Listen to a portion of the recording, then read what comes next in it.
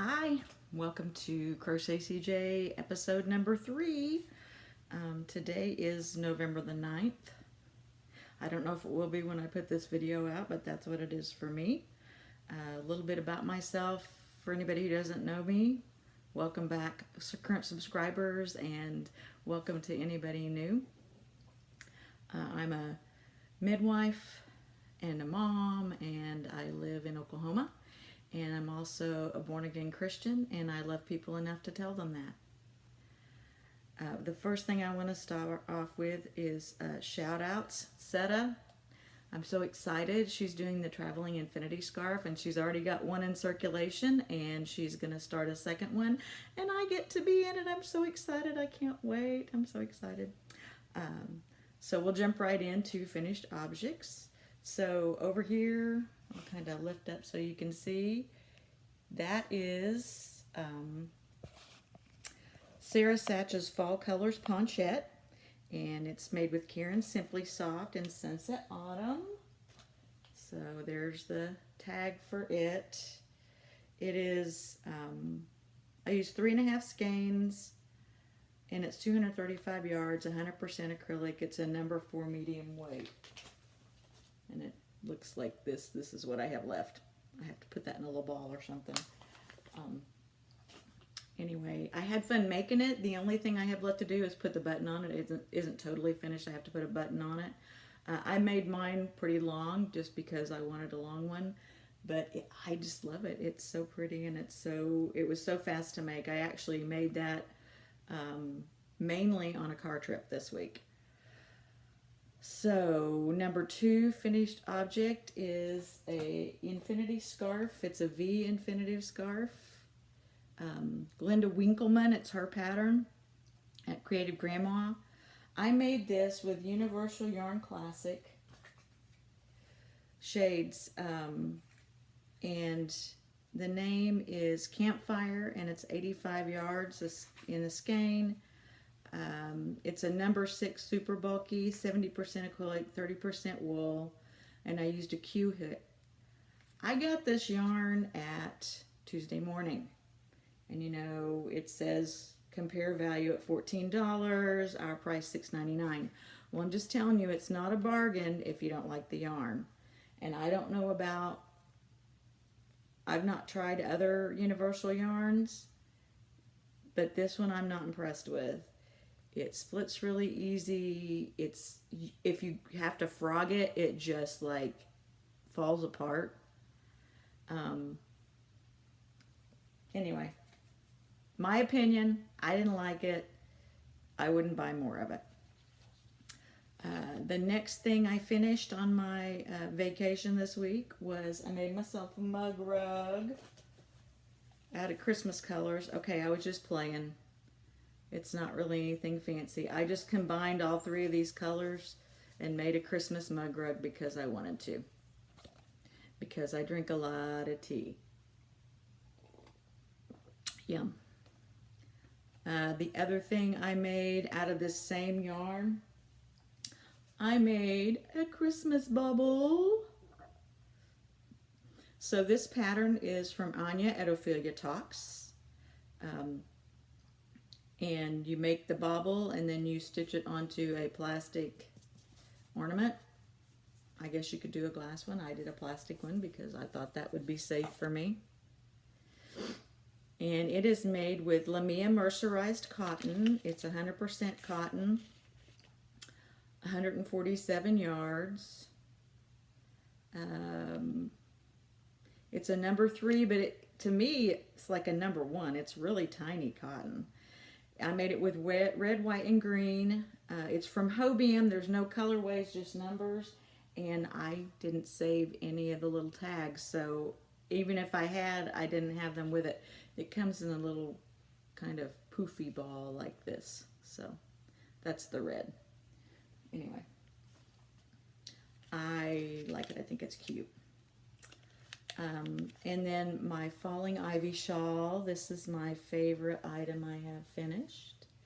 Look at that trim. Isn't that beautiful? So Hannah from the Cozy Cottage, this is her pattern. It's a paid pattern. And it's made with Sheep Happens yarn in the Hedera, which is the green. I used 2 skeins of it, or hanks, excuse me. It's really nice yarn. And then the Marigold, which is the orange, I used 1 hank of it. I made it a little wider because I just love the feel of this yarn and I didn't know what to do with that extra green, so I went ahead and made it a little wider than the pattern called for. But I really like it. It's beautiful, and I need to get a picture of it entered in the cowl before it's too late. Works in progress. Of course, I'm still working on my octopus. He's kind of in hibernation until I get done with some Christmas projects, so there you go. My second work in progress, and I'm almost done actually. This is the Icelandic poncho. All I have to do is put on the fringe trim. I actually finished it up last night and I just had to put on the fringe trim. So it's made with willow yarns, glacier yarn. The color is Stormberg. So far I've used like 7.5 skeins, and then it calls for 9. So I've got like 1.5 left to make the fringe with. There's 98 yards on a skein. It's 50% wool, 25% acrylic, and 25% nylon. It's a number, it calls it a number 4, but again, I think it's more like a number 3. It doesn't feel that thick to me. I made it using my Susan Bates hook. This is a J that I ordered from Polymer Clay Shed that has my little sugar skulls on it that I like so much. So I don't normally use a Susan Bates. I'm a Clover all the way. I like my Clover ones. I use them for everything. So it's a little bit different, but I'm telling you, I started the shawl or the poncho with this hook, and it just, I don't know if it's a combination of the hook and the yarn, but it went like butter. It was really, really great. I like this hook, and you know, I bought it. I'm going to use it. When I bought it, I didn't even think about the fact that it was a Susan Bates. You had your choice of Susan Bates or Boy, and I just picked Susan Bates, and then I was like, when I got it, I went, oh, that's right. It's a little bit different than my ones I'm used to, but it worked just as good, so I like it. So those are all of my works in progress. So the other thing I like about this willow yarn, on the willow yarn it says, show the world who you are and what you love. I thought that was great for crocheters. That's great. Glenda at Creative Grandma she reviewed willow yarns one time, and so I had to check them out, and I ordered a couple of kits. The Icelandic poncho was one, and then I also ordered some different yarns and stuff, and so when I use those in the future, I'll show them to you. Once you order from Willow Yarns, they send you catalogs in the mail, which is dangerous for me because I will buy more yarn. Anyway, that's all great. Let's see. Acquisitions. So not a whole lot of yarn acquisitions. I got that universal yarn at Tuesday morning that I wasn't really happy with, and that's fine. We went on a couple of trips this week. I took a little vacation, and we went for a couple of days. We went to visit my son in Indiana, and while we were there, I got to go to Tuesday morning.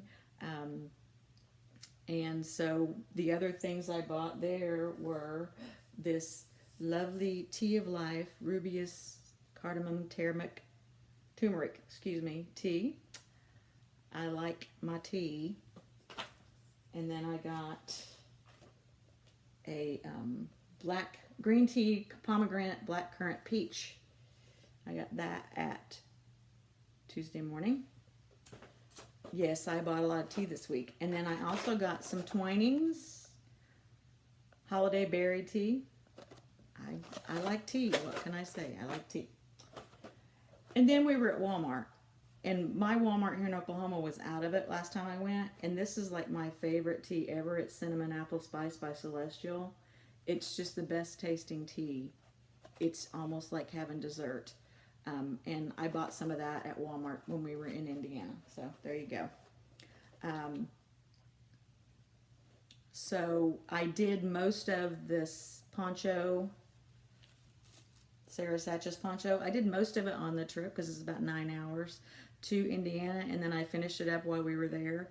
And then on the way home, I made the ornament and the mug rug, and just kind of played around with that yarn. And then when we went to Hot Springs earlier this week, we just went for a couple of days. We'd never been. Hot Springs, Arkansas. It's got a lot of history. It's a lot of fun. So when we went there, that's when I worked on the Icelandic poncho. I worked on it on the way there and back. I didn't do a lot while we were there because, of course, we were out walking around town and different things. They have this big, tall tower that's like over 1,200 feet tall, and you can go up in the top of it. And yes, they have an elevator. Thank you. And we went up, and you can see, I can't remember how far you can see, but all across Ouachita National Forest and the town of Hot Springs. And so Hot Springs, of course, Hot Springs comes out of those mountains, which are beautiful, and then they have all these bathhouses that back in the day were really popular. We actually stayed at the Arlington Hotel, which it's the third one they've built because I think the first two burned down. That town's had floods and fires and all sorts of things. But it was actually kind of famous for gangsters. It like they said back in its day, it rivaled Vegas because of the gangsters and the gambling. There's a horse racing arena. I know that's not right. Track. There's a horse track there that still is in working order. They still race horses there and stuff. We went to the Ohio Club, which said it was established in 1905, and supposedly the gangsters it's one of the most historic sites. It's the only remaining saloon still open of the original illegal casinos. And so it was nice. We just went there, just kind of taking the atmosphere and stuff. That was fun. And then we went to this really cool shop. We went to lots of little shops. There's lots of little shops in downtown Hot Springs and lots of interesting things. There's people who sell, different crystals and minerals and things like that because a lot of that comes out of the mountains. But there's this little shop called Stella Mae's. I don't know if they have them anywhere else. I haven't really been able to find a website that shows that there's more than one.